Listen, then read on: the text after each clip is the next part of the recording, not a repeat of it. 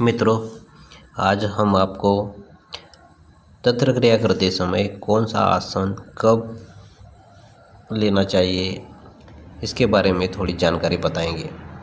अलग अलग आसन पर जप करने से अलग अलग फल प्राप्त होता है, इसलिए हम हर तरह के आसन का आपको क्या फ़ायदा होगा इसके बारे में आज जानकारी देंगे।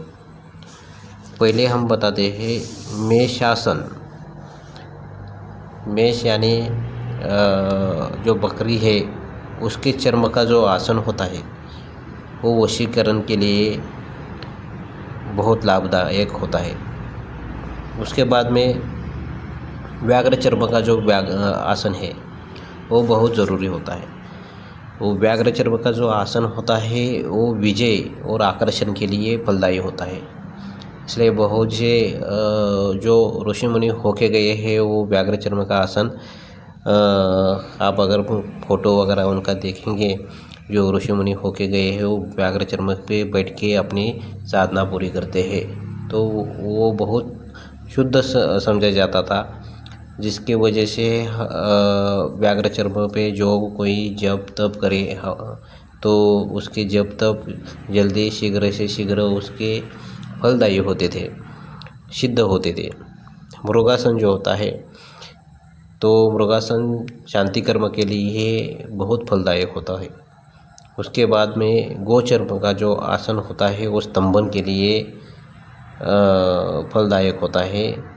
लेकिन कभी भी ये जो मैं बताता हूँ आसन कभी भी कोई प्राणी को मार के नहीं लिया जाता है।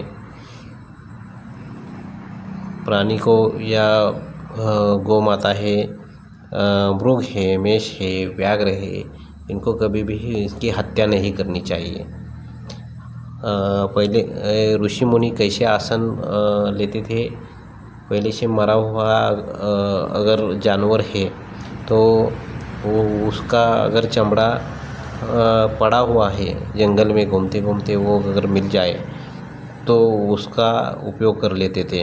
वैसे ही हम भी इस युग में ये तो नहीं होता है, व्याघ्र चर्म वगैरह ये तो नहीं होगा, लेकिन इसके उपयोग सिर्फ बताता हूँ मैं आपके जानकारी के लिए, और आप इसका नॉलेज ले सके इसलिए मैं बता रहा हूँ। तो उष्ट्रासन जो होता है वो उच्चाटन के लिए होता है। अश्व चर्मासन होता है वो विद्वेषण के लिए लिया जाता है। महिष चर्मासन जो होता है वो मारण के लिए लिया जाता है। गज चर्मासन होता है वो मोक्ष के लिए लिया जाता है। तो कुशासन ऊन का आसन सभी कार्यों के लिए शुभ है। तो अगर ये आसन नहीं मिलते हैं कोई तो हम अगर साधना करते हैं तंत्र क्रिया में, कुशासन ऊन का आसन होता है वो सभी कार्यों के लिए शुभ होता है, फलदायी होता है, इसलिए यही आसन हमें लेना चाहिए और इससे साधना हमारी जल्दी से जल्दी सिद्ध हो जाएगी। धन्यवाद मित्रों।